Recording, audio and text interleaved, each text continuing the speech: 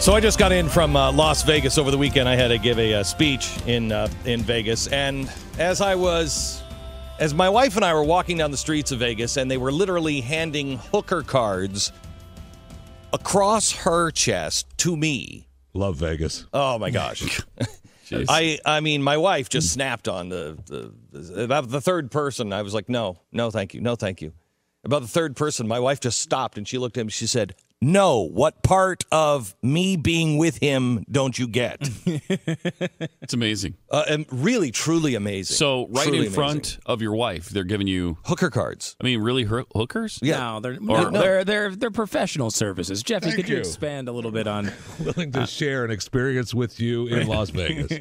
No, they do not say that they are hooker cards, obviously, but they're hooker cards. They are essentially hooker cards, I'm sure. Yeah, they're girls delivered to your room. Yes. Gotta be kidding. Without your wife, by the way. Yeah. Wow. Yeah, apparently they don't care if my wife is there. And I said, honey, take some of the stress off yourself. Maybe go get a mani and a pedi. You know what I'm saying? This is the sort of thing Tanya should want to outsource, I will say. Yeah, I mean, you can outsource this now. She said, "You good way to put it. You don't think you don't think I'm looking forward to a night 11 with that?" I said, "Thank you, honey."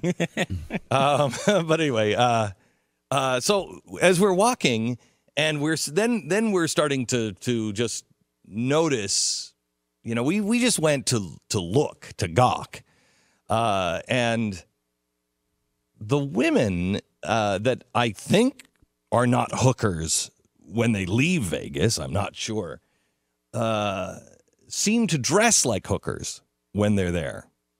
And everybody just, it's hedonistic.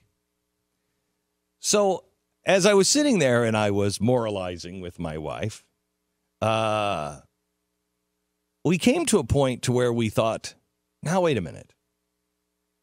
Is Vegas bad? Or is Vegas the most honest city in America? Because Vegas doesn't do anything other than say, be who you want to be. Be who you want to be. It doesn't change anybody. They pack the little, you know, slutty outfits, and the guys are, you know, the whoremongers that guys usually are. So it's not that it changes anybody. It allows them to let that inner darkness, if you will, that person that they normally keep caged up, out. So is it a bad place, or is it the most honest place in America? It's hard to think that it's the most honest place when their slogan is essentially what happens here stays here, which is basically meaning you'll deny this everywhere else you go. Correct. So that's not honesty per se. But in a way it is. You're honest there. You're just not honest everywhere else. Yeah, but you're not honest anywhere else about what you did there. Correct. But you want to do that. I mean, I'm really torn on it. I mean, I understand it is. We all have two sides to us. We have a dark side and a light side, and life is this battle between light and dark. You know, which side is going to win in the end? But I don't think that there's a timeout place.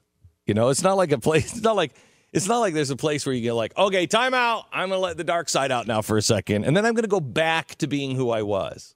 I mean, of course, everybody, you know, has a dark side to them, and you know, there's a struggle. Your whole life is a struggle of whether you're going to do that or not, right?